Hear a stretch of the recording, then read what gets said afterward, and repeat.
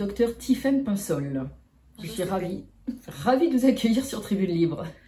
Merci. Vous êtes docteur en microbiologie médicale, spécialisée en résistance bactérienne aux antibiotiques. Tout d'abord, pour commencer, qu'est-ce que la microbiologie? Alors, c'est la science qui s'intéresse aux microbes. Et dans les microbes, nous avons les virus, les bactéries, les parasites et les champignons. Et comme en général, on ne peut pas être omniscient, en général, on choisit une spécialité. Personnellement, je suis fascinée par les bactéries, donc j'ai choisi la bactériologie. J'en profite pour dire que je n'ai aucun conflit d'intérêt, qu'il soit personnel, professionnel, parce que c'est obligatoire de le mentionner. Absolument. Pourquoi cette passion pour les bactéries? Eh bien parce que ce sont elles en fait qui ont colonisé le milieu terrestre à partir de l'océan et qui ont donné ce que nous sommes, les mammifères, c'est-à-dire qu'elles sont à notre origine. De la même façon que nous avons dans notre corps plus de bactéries que de cellules, sans lesquelles nous ne pourrions pas vivre, en particulier notre microbiote intestinal. Ce sont des petites bêtes qui sont, contrairement aux virus, autonomes, donc elles peuvent se multiplier toutes seules, elles n'ont pas besoin d'infecter une cellule et d'utiliser la machinerie cellulaire pour se répliquer. C'est le cas des virus par contre.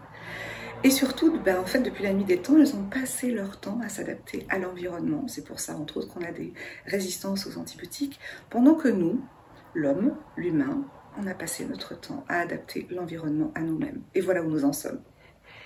Elles ont une forme d'intelligence? Probablement. Elles ont chacune, dans les différentes espèces, d'abord elles savent communiquer entre elles, ce que peu de gens savent, et chacune dans les différentes espèces ont des propriétés bien particulières qui leur confèrent des mécanismes d'échappement, par exemple, ou de mobilité, ou de non-possibilité de les cultiver sur des milieux synthétiques, sur les fameuses boîtes de pétri, les géloses sur boîtes de pétri. Enfin, elles sont passionnantes. Et puis, elles sont partout, surtout.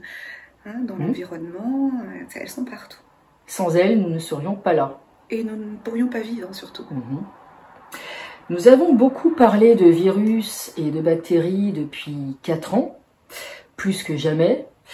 Et nous allons aller droit au but, comme on dit dans le Sud, été. Les injections expérimentales dites anti-Covid et le SARS-CoV-2 sont-ce 2 armes biologiques? Pour ma part, et je ne cesse de le marteler maintenant depuis 2 ans et demi sur X, la réponse est oui. Je ne suis plus la seule à le dire, puisque le professeur Francis Boyle, qui est donc docteur en droit à l'origine, enfin un de ceux qui sont à l'origine de la loi sur les armes biologiques aux États-Unis, l'a dit également, mais aussi le docteur David Martin. Il y a énormément de faisceaux d'indices concordants pour pouvoir maintenant l'affirmer. En tout cas, de façon plus sereine qu'il y a 2 ans et demi.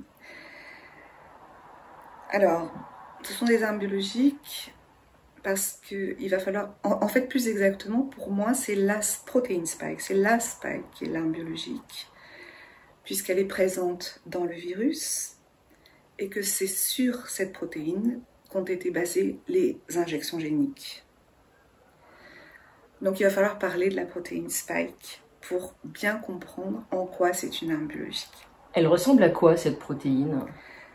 Elle ressemble à la fusée de Tintin dont on a marché sur la Lune. Voilà. Avec 3 pieds. Les 3 pieds de la fusée qui en fait sont les 3 inserts du VIH, 3 inserts de glycoprotéine GP120, qui permettent une adaptation parfaite aux récepteurs ACE2 humains, qui permettent donc en fait au virus de fusionner avec la cellule et d'y entrer, donc d'infecter l'homme. Donc cette protéine à la base, donc la protéine du virus, la protéine spike du virus, c'est celle qui est le plus à l'extérieur. C'est celle qui constitue la couronne, comme les petits piquants. Cette protéine spike, en fait, a été manufacturée par bioingénierie, par ce qu'on appelle le gain de fonction. Alors, qu'est-ce que c'est que le gain de fonction? eh bien, c'est donner la capacité à un pathogène qui n'était pas forcément infectieux pour l'homme au départ, de devenir infectieux pour l'homme, d'augmenter cette infectiosité, voire sa dangerosité. Voilà. Il faut savoir que donc la recherche sur les armes biologiques, normalement, est interdite, mais que la recherche sur le gain de fonction, elle, ne l'est pas. Il y avait un moratoire aux États-Unis en 2014, moratoire dont justement notre cher Peter Daszak, un des papas du SARS-CoV-2, un des papas du virus, a été exempté par le célèbre Anthony Fauci, à l'époque directeur du NIAID. Donc, cette protéine spike manufacturée, eh bien, on retrouve presque la même produite par les injections géniques. Je dis presque parce qu'en fait, ce sont des fausses jumelles, des jumelles hétérozygotes. C'est-à-dire qu'elle a été, pour bien comprendre, hein, pour remettre les choses en place, donc nos gènes, c'est de l'ADN. Cet ADN est ensuite transcrit en ARN messager. Tout ça se fait par l'intermédiaire de codons. Un codon est donc composé de 3 lettres qui correspondent à 3 bases, puis l'ARN messager est traduit en protéines. Les protéines, en fait, ce sont, dans leur repliement, dans leur structure tridimensionnelle, ce sont des clés qui vont aller ouvrir des serrures. Une fois que cela est posé, pourquoi je dis qu'elles sont légèrement différentes? Parce que dans la séquence d'ARN messager codante pour la spike dans les injections géniques, eh bien, ils ont remplacé une des bases de l'ARN, à savoir la base uracile ou iridine, par des N-méthylpseudo-uridines qui sont synthétiques. Ça, c'est une première chose. Donc, en fait, on a des bases U qui sont non naturelles. Par ailleurs, il y a eu 2 substitutions dans cette séquence, 2 substitutions proline en 986, position 986 et 987. Et il y a eu également, un degré de glycosylation de la spike, donc de teneur en sucre, si vous voulez, de la spike vaccinale, donc la spike des injections géniques, hein, qui est différent de celui de la spike virale. Et cela va lui conférer des propriétés particulières. Proline, ça veut dire? Ah, c'est un acide aminé, pardon. Très bien, oui. Voilà. C'est-à-dire qu'en fait, dans cette protéine spike vaccinale, 2 acides aminés par rapport à la spike virale ont été substitués par une proline. Qu'est-ce qui se passe en fait quand on substitue un acide aminé par un autre dans une protéine? Eh bien, cela peut changer justement sa structure tridimensionnelle, sa conformation dans l'espace. Donc du coup, cela peut changer les serrures qui vont être ouvertes par cette protéine spike. Ça, c'est la première chose. La deuxième chose, c'est qu'on s'est rendu compte aussi qu'avec cette spike vaccinale, eh bien, il y avait parfois un décalage de ce qu'on appelle le cadre de lecture. Parce que le ribosome, en fait, il va se déplacer comme un petit wagon sur des rails, qui est l'ARN, pardon. Il va se déplacer et il va lire les codons, la succession de bases, et à chaque codon, correspondra un acide aminé. Et en fait, on s'est rendu compte que dans cette spike, justement, vaccinale, il pouvait y avoir décalage du cadre de lecture de l'ARN messager, enfin de l'ARN modifié très exactement dans ces injections. Donc, en fait, si on ne commence pas dès le début, tout est décalé. Donc, les codons ne vont pas forcément coder pour les mêmes acides aminés, premièrement. Et deuxièmement, surtout, on va pouvoir avoir ce qu'on appelle des protéines tronquées. C'est-à-dire moins lourdes, parce que la séquence lue aura été plus courte, par exemple. Et ça a été très bien démontré, justement, dans un papier où il y avait une électrophorèse des protéines. On voyait très bien la grosse bande de spike au poids moléculaire attendu, et puis en dessous, d'autres bandes de poids moléculaire inférieur, et on ne sait pas exactement ce que sont ces protéines-là, et ni leur rôle. Est-ce que par extension, cela explique la survenue ou la réactivation de cancer chez les personnes qui ont reçu cette protéine spike? Alors, ces protéines spike tronquées, je n'ai pas de référence pour pouvoir l'affirmer. Par contre, on sait que les fameuses N-méthylpseudo-uridines, donc des uridines qui ne sont pas naturelles, qui sont dans la séquence codante de la spike contenue dans ces injections géniques, elles ont un effet cancérigène. Ça c'est publié. Et par ailleurs, on sait également que la protéine spike, mais qu'elle soit virale ou vaccinale pour le coup, en fait, a un impact sur la production d'une protéine qui est très importante chez l'humain, qui s'appelle la protéine P53. C'est la gardienne de nos cellules, en fait, cette protéine. Et elle est là comme tour de contrôle vigilante pour que la multiplication des cellules ne soit pas anarchique et ne s'emballe pas. Donc en fait, c'est une protéine qui est là pour empêcher la survenue des cancers. D'où les courbes en croissance. Oui, mais comme l'a très bien dit Jean-Dominique Michel dans son émission du 14 juin, puisque 14 et 17 juin, il a fait 2 émissions justement sur virus, armes biologiques. Il va dans le même sens que moi, avec même encore plus de références que moi. Et vaccin, injection génique, armes biologiques, et bien, il va aussi dans le même sens que moi. Ça, c'est l'émission de juste après. Donc, oui, mais attention, il y a pas mal de papiers qui nous laissent à penser que même suite à une infection ou à des infections répétées, sans avoir forcément reçu ces injections géniques, nous pouvons nous attendre à avoir des cancers également liés donc à la spike virale, à cause de l'effet justement, entre autres, sur la P53.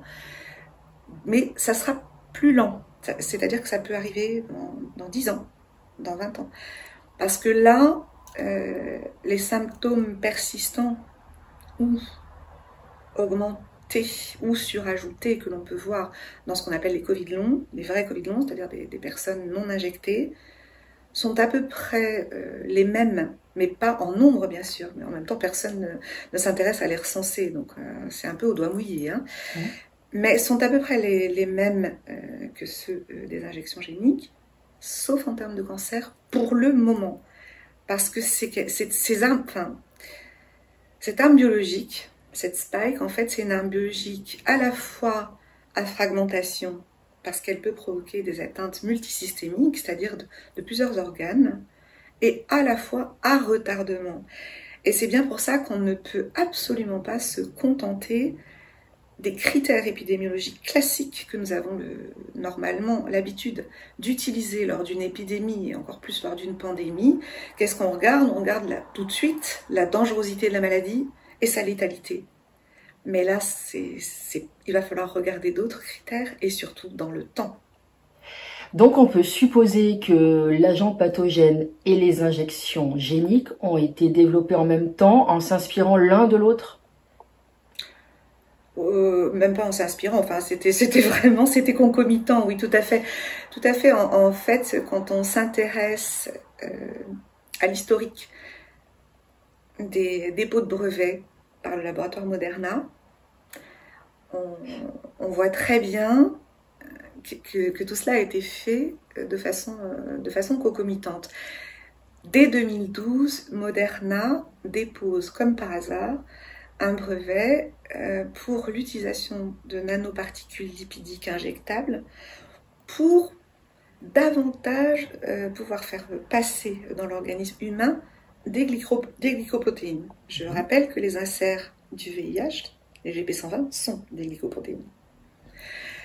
2017, comme par hasard, Moderna brevette et dépose un brevet, une séquence ARN messager du SARS-CoV-2, à savoir la séquence contenant le fameux site de clivage furine, qui lui aussi n'a pu être mis là que de main d'homme. On ne le retrouve dans aucun autre coronavirus. Aucun. Comme par hasard. Et tout est tout le temps comme ça. Donc, bien avant que nous ayons connaissance de ce virus apparu en Chine, etc., tous ces gens travaillaient tranquillement dans leur coin, et c'était pas les méchants chinois, hein, pour le coup, pour à la fois donc développer le virus par gain de fonction et à la fois développer la pseudothérapie qui allait aller avec. C'est très intéressant parce que, d'autant plus que les brevets ne sont plus aujourd'hui la propriété de Moderna, mais sont en fait la propriété de l'armée américaine, au passage. Donc c'est très intéressant parce que vous n'aurez pas loupé que depuis le 1er mai, j'embête tout le monde sur X en relayant tout ce qui se passe au niveau des auditions au Congrès et au Sénat américain. C'est très important parce que je comprends que tout le monde en ait ras-le-bol. On parle du Covid. Sauf qu'on a parlé beaucoup pendant 3 ans des très méchants vaccins. Et on a voulu dire, du coup, gentil-rhume Covid. C'est pas tout à fait ça tout de même. Et ce qui est très intéressant, c'est qu'aux États-Unis, grâce justement à ce qu'on appelle les FOIA, donc la loi fédérale sur la transparence de l'information, sont arrivées énormément d'informations et ont été auditionnés des acteurs principaux de cette origine du virus. Donc, cela nous concerne tous, parce que la première chose qu'on s'est prise dans la figure, c'est pas les vaccins, hein, c'est le virus.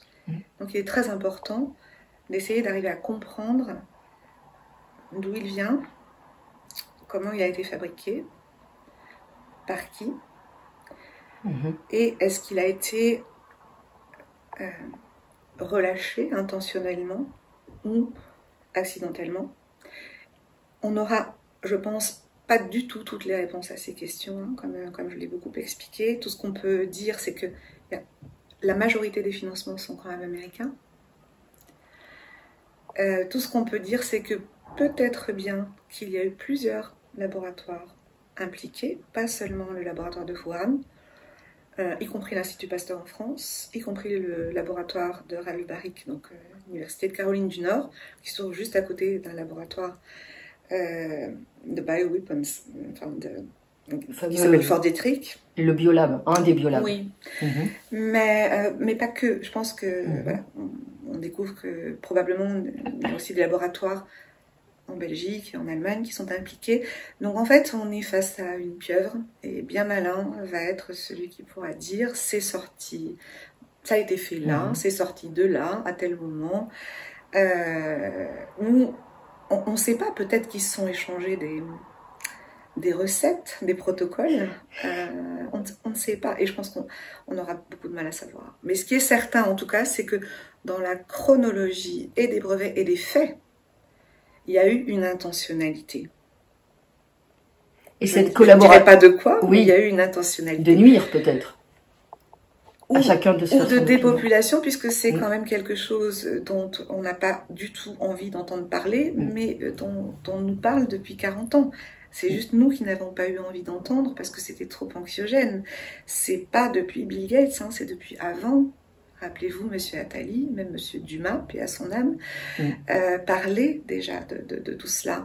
Donc, je crois qu'il ne faut pas se voiler la face, comme on dit dans l'armée, connais ton ennemi. Donc, il faut écouter ces gens-là, parce qu'en général, ces gens-là, eh bien, ils disent ce qu'ils font et ils font ce qu'ils disent.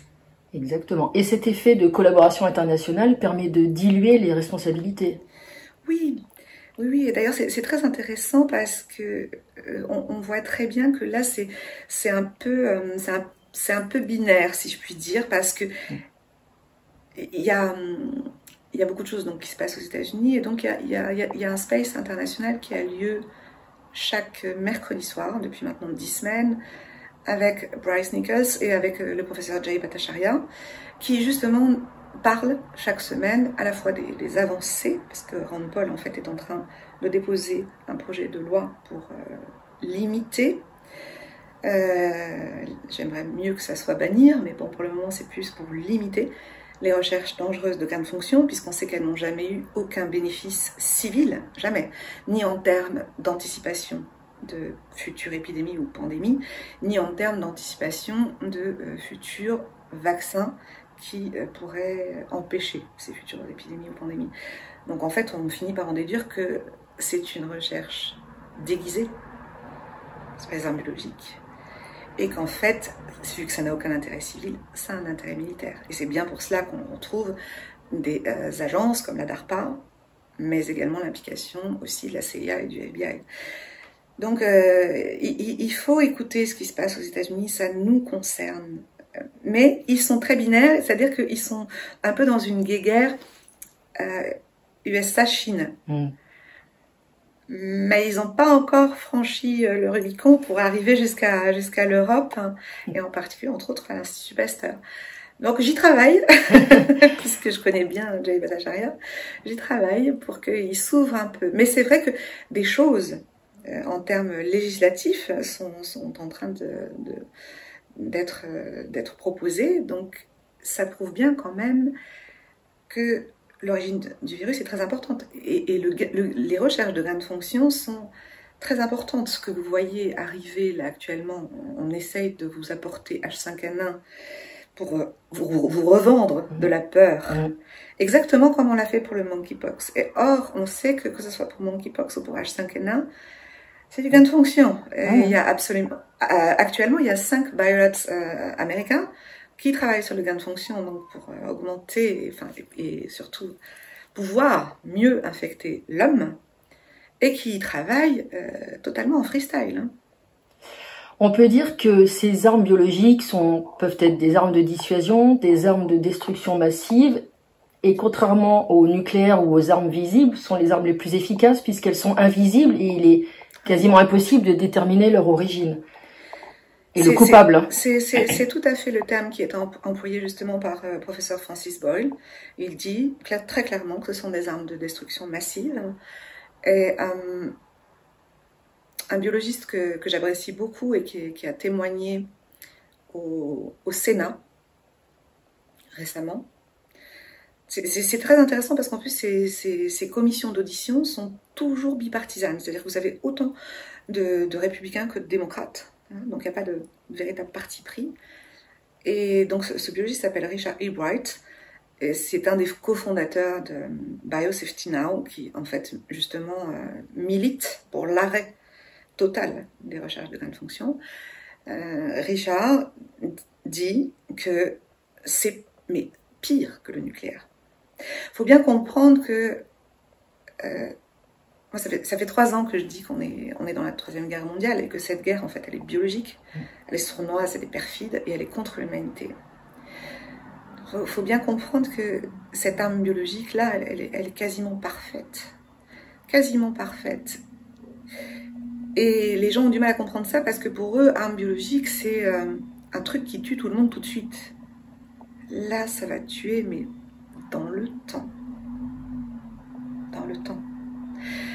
Voilà, et vous voyez bien que si ça ne tue pas, ça participe à la dépopulation par d'autres moyens. La stérilisation ? Par exemple la qualité du sperme des hommes qui ont été injectés, dont on sait qu'il y a moins de spermatozoïdes, mais aussi que la motilité est impactée. Alors c'est un facteur important pour la fécondité, mais aussi toutes ces femmes qui se sont retrouvées à 25 ans en ménopause précoce, voire à qui on a dû faire une hystérectomie, donc enlever l'utérus, etc., etc. Mais j'ai envie de dire que c'est dans un projet global. Quand vous promouvez le wokisme, quand vous promouvez le changement de genre, voire même que vous faites l'éloge de l'homosexualité, et je ne suis pas homophobe, mais c'est juste que pourquoi pousser plus cela qu'autre chose?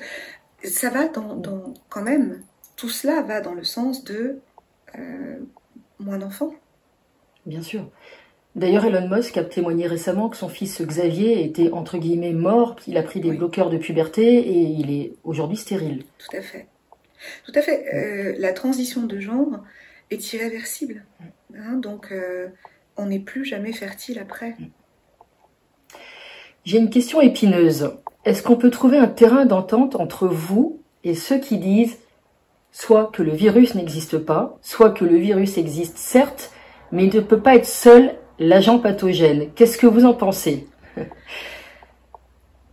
J'en pense que si les virus n'existaient pas, nous n'existerions pas non plus, puisque nous avons dans notre ADN justement des séquences complètes d'adénovirus.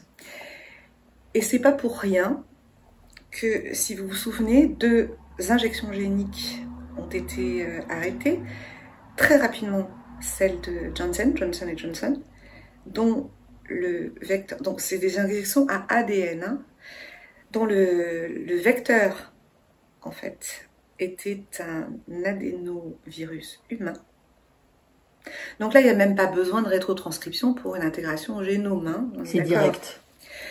Et AstraZeneca, pareil, donc injection génique à ADN, dont le vecteur était un adénovirus de chimpanzé. On n'est quand même pas très loin des chimpanzés. Hein. Voilà. Donc, c'est pas pour rien qu'ils avaient choisi ces vecteurs-là. Et que, comme par hasard, ils se sont révélés être très dangereux pour les premiers, avant même les injections géniques à ARN messager.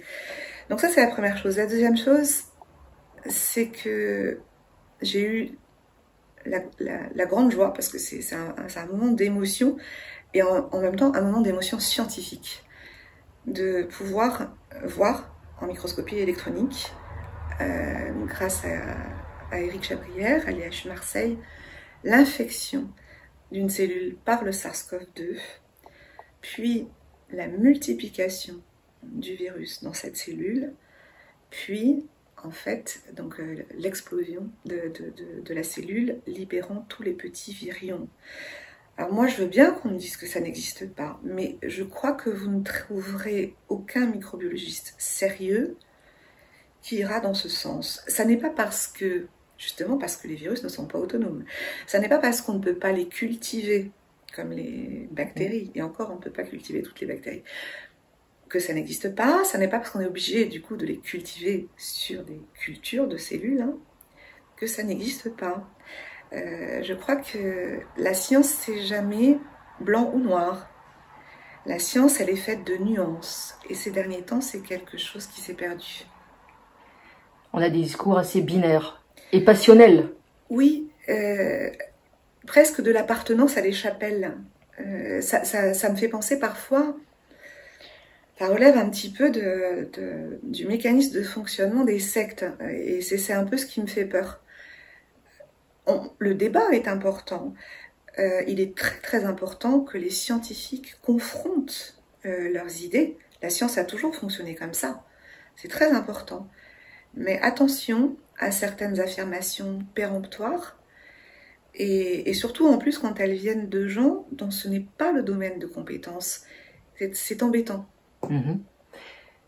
Est-ce qu'on peut imaginer aussi, le professeur Montagnier avait affirmé que les ondes qui nous entourent peuvent modifier le comportement des virus. Est-ce que c'est une question sur laquelle vous êtes penché? Je pense que c'est pas que le comportement des virus. Je rappelle que la maladie d'électrosensibilité est reconnue par Bruxelles. Hein. Donc il serait temps qu'on se penche sur le sujet. D'ailleurs, très souvent, elle donne des symptômes qui sont assez sensibles à ceux de la maladie de Lyme, au passage. Donc l'électrosensibilité, ça ne concerne pas que les virus. Je pense que ça concerne tout être humain ou tout être vivant. Voilà. Et tout être vivant, plus exactement, les virus et les bactéries sont des êtres vivants. Donc je pense que c'est un sujet d'avenir sur lequel il faudra de plus en plus se pencher. Le fameux Covid long, qu'est-ce que c'est et est-ce qu'on peut le soigner? Comment? Donc je vous renvoie à l'émission du 31 mai que j'ai faite avec Nicolas Bouvier sur sa chaîne. Le vrai Covid long, non pas qu'il y en ait du faux, hein, attention, ne me faites pas dire ce que je n'ai pas dit. Le vrai Covid long, en fait, a été décrit dès avril 2020. Donc chez des personnes qui avaient été infectées par la souche Wuhan et qui avaient des symptômes persistants. Au-delà, donc il y avait un groupe qui s'était créé sur Twitter à l'époque, c'était pas encore X, qui s'appelait Après J20 et qui d'ailleurs existe toujours sur X. Donc en fait c'est la persistance de symptômes de l'infection par le SARS-CoV-2, voire même une aggravation de ces symptômes, voire même un ajout d'autres symptômes. Et très honnêtement, on trouve, donc chez des personnes non injectées, hein, et on trouve des symptômes qui sont communs avec des personnes injectées, des troubles menstruels, des péricardites, voire des myopéricardites.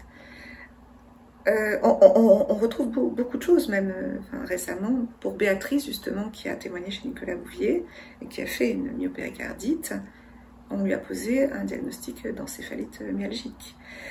Donc, preuve est que le virus fait son œuvre dans le temps aussi. Alors, pas chez tout le monde, hein. C'est un peu la roulette russe, parce qu'il est très sournois, en particulier depuis les derniers variants, depuis Omicron.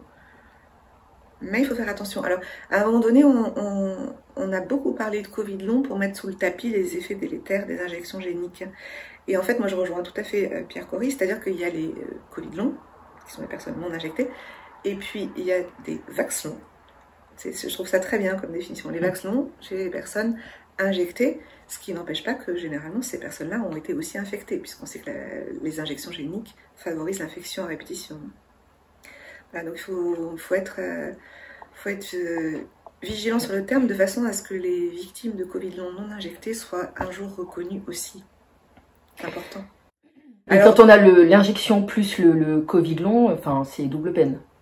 Oui, parce que comme nous l'avons expliqué avec Anis Bocquet, en fait, ce qui va être dans le temps, ce qui va être délétère, c'est l'exposition répétée à un même antigène, en l'occurrence la protéine spike, que ça soit par injection ou par infection. Et cette protéine spike, elle est toxique. Et surtout depuis les nouveaux variants, elle provoque ce qu'on appelle une immunotolérance. C'est-à-dire que depuis Omicron, on se dit « Oh, comme il n'y a pas beaucoup de symptômes, c'est pas grave. » Bah oui, parce que forcément, quand vous avez des symptômes, c'est le signe que votre organisme se défend contre quelque chose qui n'est pas très gentil. Là, il y a des symptômes, enfin, pas chez tout le monde, mais majoritairement des symptômes plutôt bénins.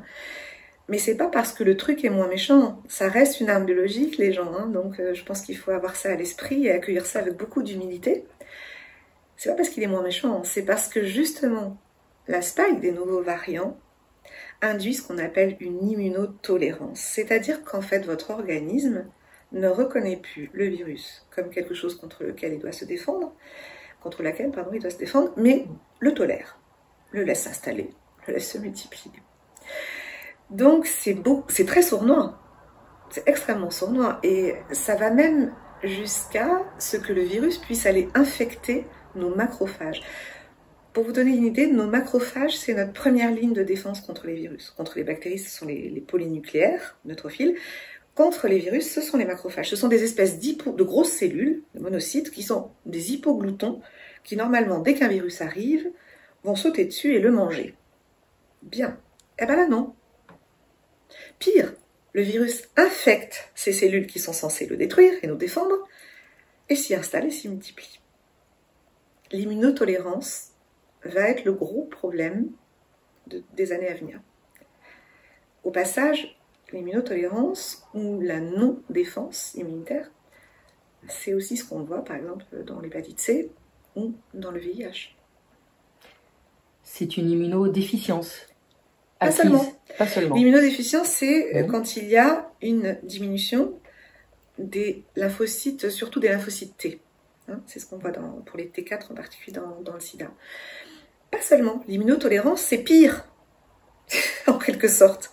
Parce que ça veut dire que on se défend plus. Ça peut donner lieu à des maladies chroniques. Oui. Ça peut donner lieu aussi à des maladies auto-immunes, au passage. Parce que ces injections géniques, elles forcent les cellules du corps, mais on ne sait pas lesquelles, parce qu'elles n'ont pas été vectorisées. C'est pour ça qu'on ne sait pas exactement quel organe ça va cibler, voire plusieurs. Elles forcent les cellules du corps à produire une protéine toxique qui lui est étrangère. Donc les cellules qui vont produire cette protéine toxique, dans un organisme qui fonctionne encore relativement bien, elles vont être détruites. Si on est sur des cellules qui ont un taux de renouvellement cellulaire normal, elles seront renouvelées. Si on est sur des cellules telles que les cellules cardiaques ou les neurones, c'est pas la même histoire. On peut craindre l'explosion des maladies neurodégénératives. Ah oui, mais ça commence à se voir. Et ça commence à se voir, il y a même des cas qui sont décrits chez les personnes non vaccinées. Et ça, c'est lié d'une part au fait que la barrière hémato-encéphalique ne semble pas suffisante pour protéger le cerveau du virus, ni même de la spike, bien évidemment. Que la spike, en plus de ça, est amyloïde, c'est-à-dire qu'elle adore être coupée en petits morceaux. Elle aime beaucoup ça. La spike depuis Omicron, en plus de ça, depuis les variants Omicron, a une affinité accrue pour le cerveau. Et donc ces petits morceaux, ils vont pouvoir aller se déposer n'importe où, y compris au niveau du cerveau, former des plaques. Et ça peut engendrer par exemple des maladies d'Alzheimer, tout comme les conformations bizarres de la spike, en particulier vaccinale, sachant que cette protéine spike a ce qu'on appelle des propriétés prion-like, peut engendrer des maladies à prion. Creutzfeldt-Jakob-like. Creutzfeldt-Jakob.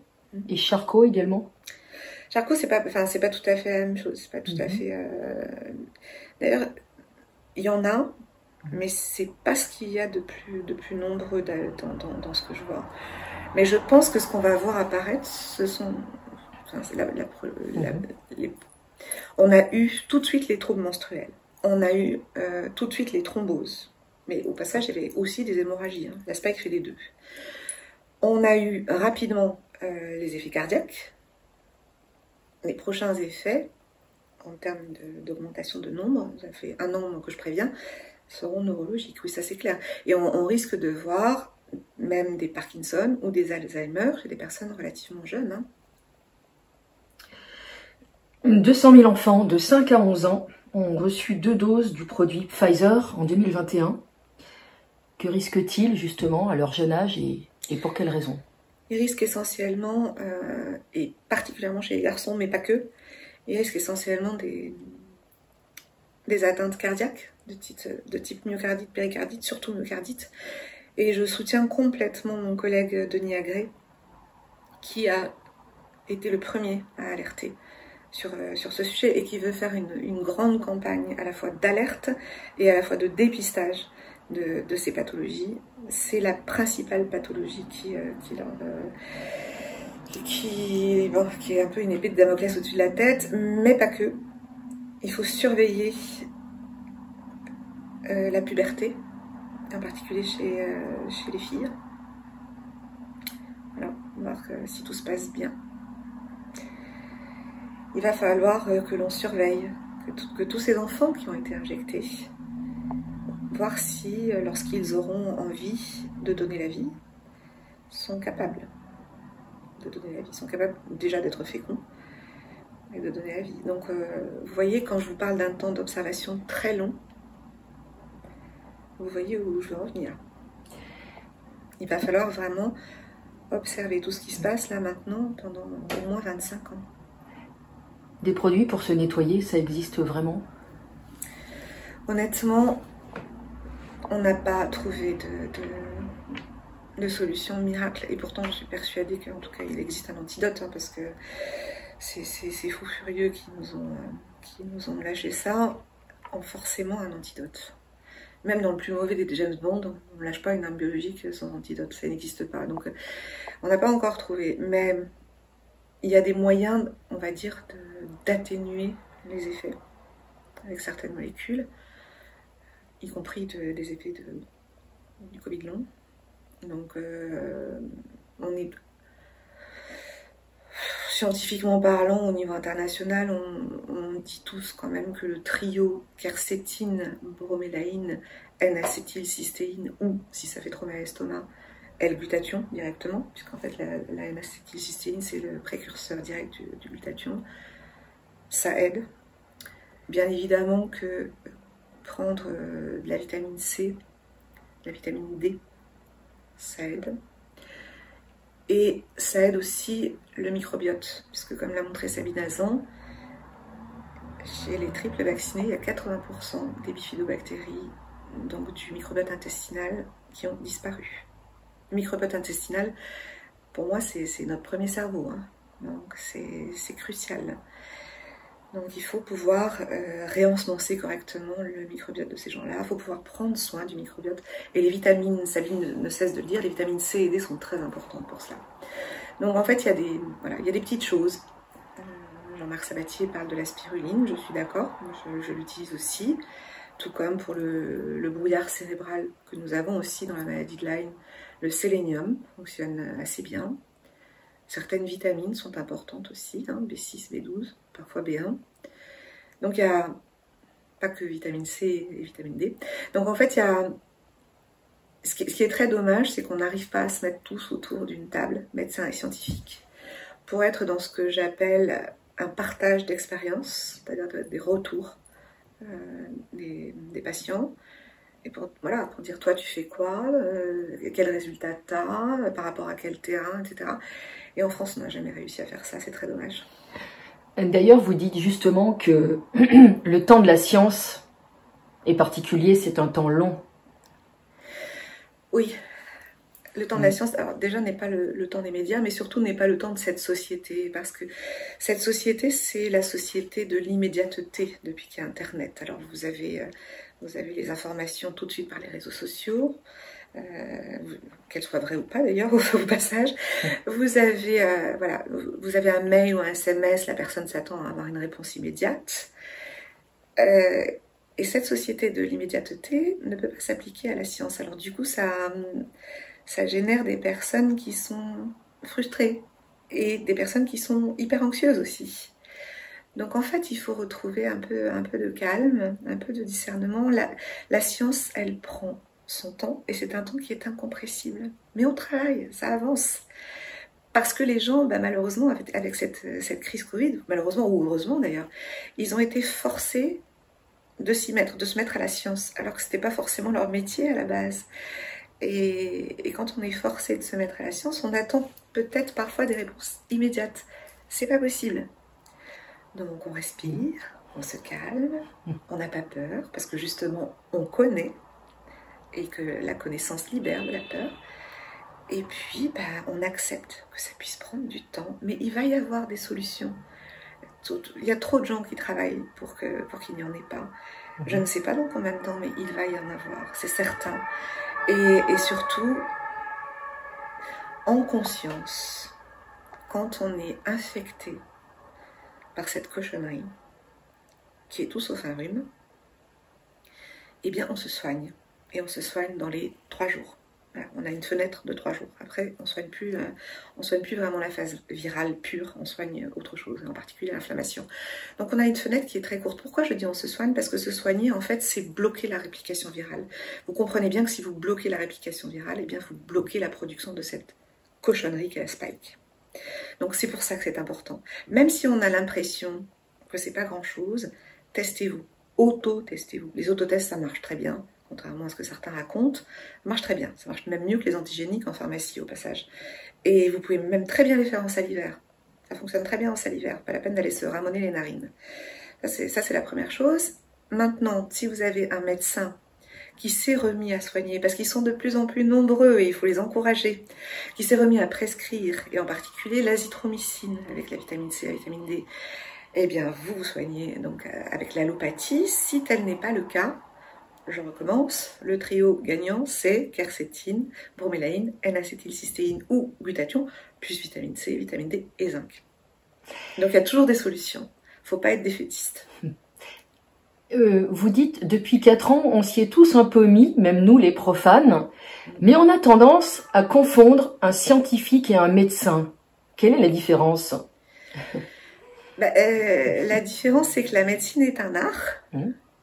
Voilà, ce n'est pas une science. Et que nos médecins ne sont pas forcément formés. Ils sont formés pour soigner, c'est-à-dire en fonction, d'une part, de leurs connaissances, d'autre part, de leur expérience, mais surtout, pour 60% du package, de ce qu'ils voient, c'est-à-dire des symptômes et de l'histoire du patient, de l'histoire de la maladie, de ce qu'on appelle l'anamnèse. Les scientifiques sont plus sur le côté moléculaire des choses. Et ça, c'est très complexe. les médecins n'ont pas été formés à la base pour ça. En fait, nous, en bactériologie, justement, on a été les pionniers, puisque les mécanismes de résistance aux antibiotiques sont des mécanismes moléculaires. Donc, en étudiant mieux les cibles des antibiotiques, on arrivait à mieux connaître comment les bactéries pouvaient échapper à certains antibiotiques, enfin, à certaines familles d'antibiotiques et à certains antibiotiques en particulier. Donc, la médecine de demain, c'est celle-là. Hein. Il va falloir qu'ils s'y collent. Hein. La médecine de demain, ça sera plus je soigne à une maladie, je donne un médicament, à un symptôme, je donne un... Non, c'est fini tout ça. La médecine de demain, ça va être soigner au niveau des causes moléculaires. Il va nous falloir, je pense, 2 ou 3 générations de médecins pour qu'on y arrive. Mais c'est la médecine de demain. Donc en fait, il faut qu'il y ait vraiment une coopération entre médecins et scientifiques. Pour finir, un sujet qui vous tient à cœur, ces injections obligatoires pour les OPEX, c'est-à-dire les militaires qui sont envoyés sur les opérations extérieures. On en est où aujourd'hui? On en est à peu près toujours au même point. Donc, d'ailleurs, je rappelle au passage que la loi du 5 août 2021, dont l'abrogation a été votée en première lecture à l'Assemblée nationale le 4 mai 2023, donc ça fait plus d'un an, c'est la PPL 991, n'est toujours pas sur la table au Sénat. Ça nous concerne tous, hein. Ça veut dire que comme les populations qui étaient visées par l'obligation d'injection à l'article 12 ne le sont plus par simple décret pondu par M. Braun en une nuit, et bien de la même façon, ils peuvent vous remettre tout ça du jour au lendemain en une nuit par décret obligatoire pour un nouveau virus, un nouveau vaccin, un nouveau truc, enfin bon bref. Donc il faut que cette loi saute, pour qu'elle soit abrogée. Ça c'est la première chose. Malheureusement, les militaires, ils sont souvent à part, échappent à cette levée d'obligation qui a été faite par M. Braun par décret. À savoir que dès qu'ils sont sous le coup de l'instruction, nos élèves des écoles militaires doivent avoir un schéma vaccinal 3 doses. Et à chaque départ en opération extérieure, alors maintenant ils ont retiré des opérations extérieures concernées par les injections, les dom-tom de mémoire.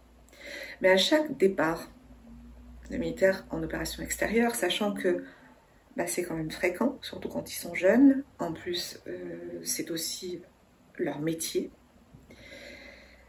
eh bien ils reçoivent une injection supplémentaire. Dans ces militaires, et parmi eux, parce qu'ils sont parfois amenés justement à partir en opération extérieure ou à prendre l'alerte, il y a des gendarmes. Voilà. Donc c'est catastrophique parce qu'on est sur des hommes jeunes, et donc oui, il y a des décès, et principalement d'origine cardiovasculaire, enfin cardiaque, oui. Donc depuis le 7 novembre, je fais ce que je peux avec 2 sénatrices courageuses pour alerter le président de la commission Défense, Santé, Armée, Affaires étrangères du Sénat, M. Cédric Perrin, qui appartient au groupe LR, de ceci, afin qu'il puisse faire pression sur le service de santé des armées et sur le ministère des Armées, pour que cela cesse. Mais pour le moment, vous aurez bien compris que, vu le contexte hystérique politique dans lequel se trouve la France, il n'y a pas de, il n'y a pas de possibilité d'être audible pour demander ceci. Mais c'est très triste. D'accord. Donc là, vous avez des échéances par rapport à ce sujet? Non. C'est porte close. Oui. Je pense que tout le monde attend déjà un Premier ministre et un gouvernement. Donc de toute façon... Et c'est dommage, parce que du coup, là, le Sénat aurait pu un peu profiter justement du fait que, bon, il y avait un grand flottement, et un grand flottement aussi au niveau de l'Assemblée nationale, pour pouvoir se pencher au moins sur la PPL 991 pour abroger cette loi, déjà. On constate d'ailleurs chez ces populations de militaires des augmentations de péricardite, myocardite. Oui. Oui, mais comme vous le savez, je peux vous parler de cela parce que des collègues du service de santé des armées et des amis me font confiance et parce que eux n'ont pas le droit d'en parler. Donc oui, mais la grande muette est décidément très muette. Ils ont un devoir de réserve. Oui. Nous allons suivre ça de près et un grand merci pour toutes ces actions et ces explications, docteur. Merci à vous Stéphanie, c'était un plaisir.